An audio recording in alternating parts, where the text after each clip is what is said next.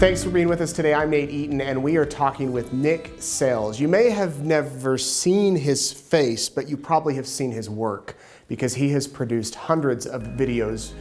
Dozens, maybe all of them have gone viral. I don't know. A lot of them have gone viral. Probably over 50. Over 50 viral videos that you probably have seen. So we're glad he's in Eastern Idaho actually shooting a video that will be released coming up soon. But Nick, thanks for coming in. Let's just get started with some of the work that our viewers may have seen that you've shot. Give us an idea. Yeah, so I shoot a lot of music videos for clients all over the world, all over the United States. Most of them are in Utah. I'm from Utah. I live in Vineyard right now, which is kind of by Orem. But yeah, most of the clients that I shoot for, the big ones are BYU, Brigham Young University, a lot of their vocal groups, Vocal Point, Noteworthy, Men's Chorus, the Ballroom Dance Team, the Cougarettes. I do a lot of videos for all of their artists, groups, and everything. The One Voice Children's Choir, they're also a really big client. Claire Crosby, the little 6-year-old girl who's been on Ellen like 6 times. I've done a few videos for her. So a lot of YouTubers and musicians and artists, and Utah is so known for having just the most talented people, and they're all musicians and they all are YouTubers and they all need music videos. And so I've kind of taken over that industry in Utah of shooting music videos for these big YouTubers, and absolutely love it. And they're beautiful music videos that you see, very, very professionally done. How did you get started with this? Yeah, that's a great question. When I was a kid, I was kind of that kid that would just always, I would steal not steal, but I'd borrow my parents' camera and then I'd go outside with my friends and pretend to, and make movies. And we would pretend that we were superheroes, pretend that we were spies, and we would write scripts and have plot twists and put in explosions and super speed. And my parents were very supportive of this endeavor that I was getting into of doing videos. And so my dad, he bought us this computer and he called it the Creation Station. And he put on all these video editing software programs, and he taught me how to use special effects and everything, and so I just loved it and I dived into it. And I really got into it. And then in high school, I really got into music myself. My dad is a recording engineer, so we have a recording studio at my house, and so he taught me how to write and record songs and put them up on iTunes, and I loved it. So making and recording these songs, since I knew how to make these little cheesy videos as a kid, I was like, well, I could like film little music videos for my music. And so I would make these just cheesy, dumb music videos that are just terrible watching them today, but I loved them. And then I had friends, other musician friends, who'd reach out and be like, hey, you should film a music video for me. And I'd be like, yeah, that's so fun. And so we'd go shoot music videos for them. So then I went and served a 2-year mission in Colombia, came back, and I just felt like I should get more into video. So I bought a beginner DSLR camera and kind of kept doing the music video stuff. I started working for BYU TV as an editor for the Spanish channel, which really taught me how to edit quickly, and I learned Premiere Pro in and out. And then I think the big changing point with that was my favorite YouTube channel. They're called Devin Supertramp. They have about 5 million subscribers. They posted on Facebook, and they said, hey, we're looking for someone to join our team. If you're interested, send in a video that you've made and we'll choose someone in 24 hours. And I was like, wow, this is like a great dream job opportunity. Yeah. So I applied, I sent in a video, didn't hear from them for 3 days. And so I was like, well, didn't get it, but whatever. And then after 3 days, they emailed me back and they're like, hey man, sorry it took us so long to get back to you. We got over 200 submissions. And so we've just been watching videos like crazy these past few days. But we watched your video, we really like it, and we want you to come in and talk to us. And I was like, no way. This is crazy. What was your video? It was just like a compilation video of shots that I'd gotten over the past few months. The thing that I think that why they liked it is because it was very similar to their style. They're an action sports YouTube channel where they do the crazy stunts of people slip and slide off of a cliff into a lake, or like a giant hamster ball rolling down a hill, crushing people as it goes down. And so my video, it was had a lot of shots of people going down this huge ramp on tricycles and then going through a ring of fire and landing on these mats. Nice. So it's very similar to their style. Yeah. But anyway, so I came in and talked to them, and they're like, wow, we love your video. And basically what we've done now is we've narrowed it down to you and 4 other guys for the job. So what we're going to do now is we're going to each give you a project to edit that we shot in New Zealand over the past couple weeks, and then whoever can get us back the video the fastest and whoever can do the best job will get the job. Oh, talk about pressure. Yeah, so I was just like, this is crazy that I even have a shot at this. This is absolutely incredible. So I got the footage, went home that night, and I just remember I didn't even care about dating or school or homework or friends or anything. I just sat down and just started editing this video because I was like, I have to get this. Like, this is my dream.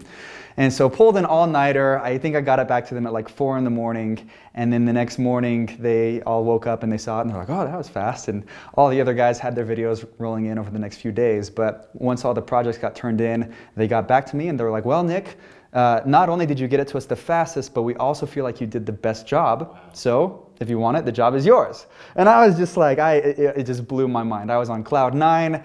But then I was kind of stuck because I was like, well, what do I do now? Because I just got this full-time job offer, my dream job, but like I'm still in college. What do I do? Going to BYU? Mm-hmm. Yeah, I had done 3 years at BYU. So I was like, well, shoot, I don't know what to do. So I remember I went and talked to my academic advisor and kind of explained to him the situation and told him that it was my dream job, that I'd be traveling the world, making these cool videos each week. And he was like, dude, that sounds really sweet. He's like, you should drop out of college and pursue it. And I was like, what? Are you even allowed to tell me that? Yeah, right. And he's like, yeah, honestly, a lot of the reason why you come to college is to learn what you need to learn to get a full-time job. And if you already have a job offer, and to be honest, it sounds like a pretty sweet job, why wouldn't you pursue it? And I was like, well, okay. So my parents weren't too happy about that. What did they say? They were a little bit skeptical at first, and it makes sense because in their day, if you didn't have a degree, it was hard to get a job. Yeah. But now I feel like a lot of the most successful people that I've met are actually college dropouts. So it's just kind of interesting how it's all worked. And now, ever since I've had my company and stuff, now my parents are like, okay, yeah, that was a good So idea. you didn't finish school, you did drop out? No, I dropped out and I worked with Devin Supertramp for a year. And in that year, they taught me everything that I needed to know of how to work with high-end cinema cameras and fly drones and how to edit a certain style and work with big clients. We worked with clients like Papa John's and Pepsi and really big brands. And so it was really interesting for me to see how to work with those big clients and got to travel to some sweet places. Right. But then after a year, it's funny because I never really thought that I could get into videography. I always thought I wanted to be a musician or have my own recording studio, kind of like my dad. But it wasn't until I was working with this company for a year that I was like, oh my goodness, I could be doing this on my own. I could have my own video production company and have my own clients and have my own gear and set my own rates and create my own schedule.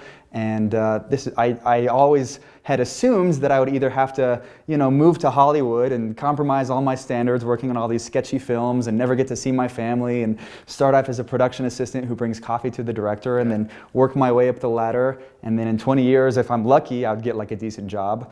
And I was like, I don't want to do that. And so I never really saw myself getting into videography. So it wasn't until I was working with this YouTube channel that I realized that I could have my own production company. So I worked with them for a year, and then after a year, I just decided to take the plunge and start my own company. And it's just been going ever since then. How long ago was that? That was 4 years ago. 4 years ago. And you don't have to get specific here, but you can support yourself. Yeah, it's doing really well. I feel very blessed that I was able to work with that YouTube channel because they taught me some incredibly valuable skills to where now they shoot with these high-end cinema cameras called RED cameras. They're like $50,000 cameras and they're very heavy. And they taught me how to put it on a gimbal and run around with it all day, which the first time I did it, it absolutely destroyed my body. It just like ripped me apart. It's because it's so heavy and you're carrying it all day, but they have to do it. There's no workaround to it. And so I think there was like a month of working with them where I was just sore every day. But they were able to kind of build up that endurance, rip my body apart to be able to do that. And now I'm one of the few people in America, I think, that can glide cam with a RED camera that's heavy like that. And you bought a RED camera? Eventually, yeah. For the first 6 months of having my business, I knew that I wanted to be known for having that high production quality. And so I owned like a very basic DSLR camera that was just terrible because I was working with these high-end cinema cameras. This is what I had. But since I knew how to use these cameras, I was like, well, that's the kind of quality that I want to offer my clients. So for 6 months, I decided to rent these high-end RED cameras until I could afford one myself. So how many cameras do you own? So I have the Red camera, which is the big one that I use for music videos, and then I have a Panasonic GH5, which is a backup camera or a B camera if I'm ever like doing interviews and need 2 camera angles. And then I have a drone, and that's it, just those 3. Wow. So. Because you look at these videos and you think that you're using multiple cameras, Right. multiple angles, but Yeah. it really is the one. So I would imagine leaving this dream job after a year where you're doing what you love and stepping out on your own, were you a little nervous? Did you have jobs lined up ready to go, or was it kind of like, here I go? I actually didn't. It was interesting because I feel like the main thing that drove me to leave that job was that I just felt like it was an impression from God. I felt like God was telling me, hey, I need you to leave and start up your own production company. And at first I resisted it. At first I was like, no, I'm good. Like, I love my job. It pays well. I love the people that I'm working with. I'm traveling the world making awesome videos. But it was just one of those feelings that just kept pushing me. It was almost like the Spirit took out a little chisel and a little hammer and just like chiseled away at my heart until I was like, okay, you win. And so, because I had no idea how to start my own company. I didn't know how to register as an LLC. I didn't know how to get a business license. I didn't have any of my own gear. I didn't have any clients. But it was interesting because as soon as I kind of took that leap of faith and did it, it was almost as if God was saying, if you just trust me, I'll take care of you. And that's what ended up happening because I started getting clients out of nowhere. People who were just like, hey, you do video stuff, right? Could you film this music video for me? I'll pay you this much money. Or people saying like, hey, I'm so glad you're available. I just shot all these commercials. Could you edit them for me? I don't have time to edit them. If you can edit them, I'll pay you this much. And I was just like, wow, this is amazing. I just started getting clients out of nowhere. And the interesting is I started filming a lot of music videos. And like we said, there's a lot of artists and musicians and YouTubers in Utah. And once I started filming these high quality music videos for artists, other artists would watch those videos and they're like, wow, this is amazing. Who shot this? And then they would get in contact with me. And so then my clientele just grew and grew to the point where I just like had to keep raising my prices. And then I could finally afford one of those Red cameras myself. And it all just worked out. And so I've just been doing that now for 4 years and loving every second. And it seems like in the past, I don't know, 5, maybe 10 years, there's really been this push among businesses. We got to have video. Video. Facebook video took off, Twitter video, Instagram video. Video is kind of the hot thing now. You're in a great industry. Do you see that changing, or do you see it just becoming deeper and deeper? I definitely do see it growing. And I don't just say that because I want it to job. grow. Yeah. But honestly, I do, because I mean, I've looked into the statistics and everything, and there are statistics that say that businesses that have videos for their products, I think that there's like 30 or 40% more, they're like more, what's the word? They're like 30 to 40% more able to sell their product, because when people see a product or they see a service or something that a business is selling, if they can see what that product does in a video, I feel like they connect with it more, they resonate with it more, and it makes it so that they're more likely to buy that product. So definitely, yeah, with companies and products and services, I definitely feel like videos are just kind of starting and growing. And you see huge advertising agencies like the Harmon Brothers who are shooting for these giant companies, and the Harmon Brothers, for example, I think their starting price to shoot a campaign video for a client is like $500,000. So that's like crazy expensive, but these companies are getting so much more of a return out of it that they're like, oh yeah, that's a no-brainer. Of course we pay that much money for a video, because we're getting so much in return from Facebook ads and having these viral videos that are reaching millions of people who then see this awesome video and buy their products, and they're making way more in return for it. So. But then on the other end, you've got people that think, I've got a phone, I can go out and do a video. I can stick a cell phone video on there. And some of them do go viral, and some of them are funny. Some, I would say very few. So do you find you're competing with that, or not so much? Is that a whole nother game? It's interesting, because every once in a while, I'll go back and I will watch music videos from the 80s. And I just I laugh at them, because I'm like, these guys probably had a $50,000 budget to shoot this music video. I could film a better video than that now for a fraction of that price. And so what I've noticed is that as technology improves and as people are learning more about videography, you have to stay at the top of the game, or else some 14-year-old kid is going to come out and he's going to learn, he's going to have a decent camera, but his skill set will blow you out of the water and he's going to take all your clients. So I definitely I do feel like you can make decent videos with beginner level cameras and cell phones and everything, but I think that most of it comes down to what you know, of how to light a subject and getting the correct camera angles and using the right lenses. And if you have the knowledge of how to make a great video, you could do it with very minimal equipment. And I feel like with the rise in changing technology and how cameras are becoming less and less expensive and smaller, but higher resolution, I definitely feel like more people are learning how to do this. And so, yeah, it is a little bit scary, but at the same time, I know that as long as I'm staying at the top, as long as I'm consistently learning and growing and adapting and adjusting my skill set, then hopefully that means that I'll continue to stay at the top. Most challenging video you've done? Most challenging. Okay, so there was this girl who lived in California. She lives in California. She wanted to make it as a musician, as a singer. And so she flew me out to California to film a couple music videos with her. And as soon as I got there, this is embarrassing. As soon as I got there, she's like, I love your work. I'm so excited to do this. But there's something I have to tell you. You can only film the left side of my face.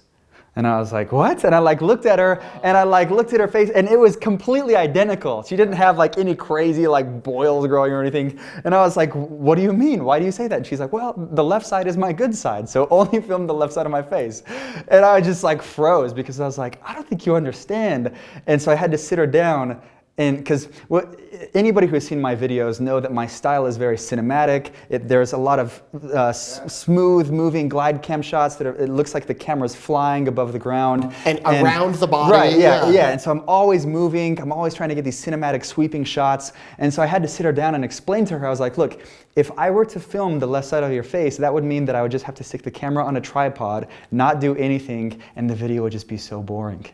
And I'm like, I promise you that's not what you want. I could do that, but I promise you the video will turn out so terrible. And so I had to convince her for a while, and finally she buckled and she was like, okay, do whatever you want. And so we ended up shooting the video, and she loved it, which was good. But just every once in a while, you get those clients that are just kind of perfectionistic, who they're like, you have to do it this way, and you're like, I don't think you understand. If I were to do it that way, what it would mean. That's why we set you in the left-hand chair today, so we could get that left side of your face. Screen right, I guess. Funnest video you've done? The funnest video, I would have to say probably the funnest video was with BYU Vocal Point. We filmed a Hercules video in California. And we went there and we were able to film on a private beach in California, in Irvine, California, owned by the Irvine family, which is one of the richest families there.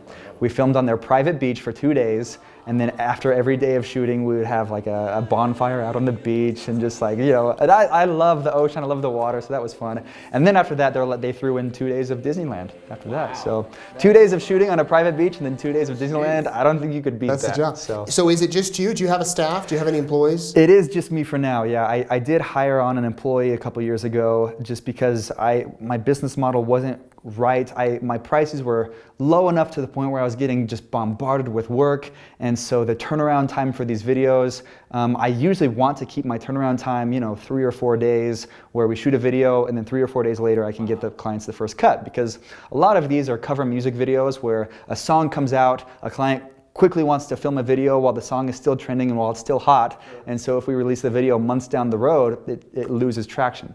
And so I was to the point where my turnaround time was at about 2 weeks, and a lot of clients weren't liking that, and so I had to hire on an employee and kind of teach him how to edit.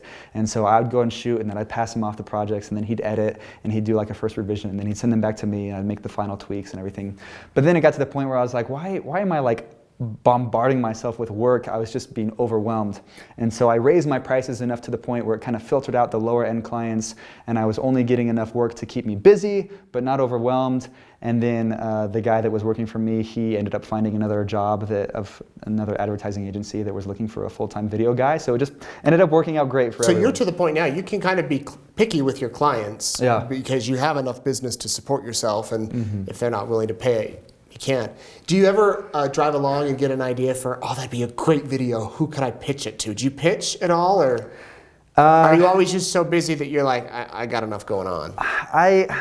I don't much right now, but I kind of want to, and I feel like eventually I will be starting to make my own videos. I actually just started my own YouTube channel.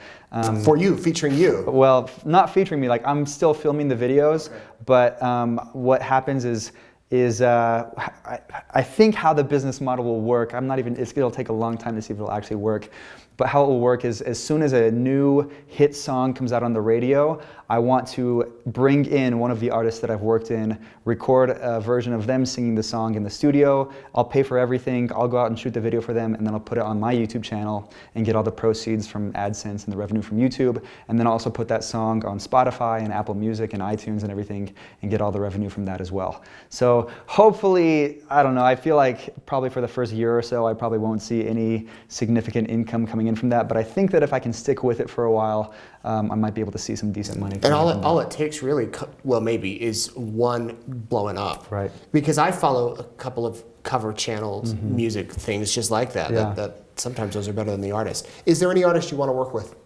Yeah, I have, there are assassins that have a hit list. I have my hit list, so to say, of artists that I want to work with. I would say David Archuleta. I did film an event for him, but I would love to film a music video for him. I would love to film a video for the Piano Guys, and we've been kind of talking about that for a while, because they have a set videographer for their videos, but he's having a couple back issues, and so every once in a while he's not at 100%, and so we've gone back and forth a couple times. So they might be interested in working with me soon, which would be awesome. That'd be because great. They're amazing. Yeah. And then, I don't know, there's this band that I loved in high school called Mayday Parade, and they're just, I don't know, I just love their music, and so I actually have filmed an event for them as well. They came to concert a few years ago, and I was able to sneak my camera in, and I was able to get a backstage pass. It was like a miracle how it all happened, but I got permission from them to film a video for them at their concert, so I filmed them a video, and now I'm trying to get in contact with their manager to film a music video for them. That would be my dream project. Oh, nice. But yeah, there's quite a few out there that I'd like to work with. What would you say to the kid or young adult watching that's like, man, he's doing my dream job, or I want to do something like that, I just don't know if I have the guts to jump off that cliff and do it? It's definitely hard, and with every business, there's always a risk. And with every business that you start, there's always an investment you have to make. You have to invest in yourself. What's the phrase? It takes money to make money. It costs money to make money. So like you do have to invest in camera equipment. Something that I would suggest would be to invest in education. There's an online course that I'm actually a part of right now called Full-Time Filmmaker, where we're a team of guys who teach people how to be filmmakers. And so we have this course online called Full-Time Filmmaker, where you can go and we have over 400 videos that teaches everything of how to find clients, how to shoot, what camera to buy, how to edit, how to color grade. And so I think that that's definitely the most important skill that you can learn if you're wanting to get into this, is learning how to master your skill set, create a demo reel or a portfolio with some of your best work. I owe a lot of my success to my demo reel because clients kind of see that, just like a quick 2-minute video of some of my best shots, just to show them what I'm capable of, and if they like it enough, then they hire me. And that's on your website? Yeah. Where do you see yourself in 5, 10 years? You know, that's a good question. People ask me all the time, like, what's the dream? What's the vision? What's the goal? And to be completely honest with you, I feel like I'm living it. I absolutely love what I'm doing. I love having the freedom of having my own schedule and having my own company and having my own equipment and setting my own rates. I feel like I have a lot of freedom with that, and I feel like, of course, I want to continue to grow that, and you know, I raise my prices every year, which is good because it kind of lessens my workload, but I'm still getting paid about the same amount of money. But I just love having the freedom of being like, you know, if I want to take a week off and go to Hawaii, I can, you know. And you can sleep in every day. Right, yes, which is hard. It's so hard creating your own schedule because you have to have that self-control of being like, no, I do have to wake up at this time, even though I don't have to. I have to because I know that if I don't, I'm just going to be lazy all day. So. Yeah. Yeah. Well, that's great. Nick Sales, check out his music videos and his website. Follow him on Instagram. You post really inspirational thoughts and quotes on your Instagram page. So check him out there. You can no longer see how many people like it, though, from what I understand. I just changed saw that. That's interesting. Thanks so much for coming in. And watch for his music video with the Rexburg Children's Choir. By the time this airs, it may be out, so we'll put a link to that down below. If not, you can watch for that in the coming weeks. Thanks very much, Nick. Thanks for having me. Thank you for watching. Have a good week.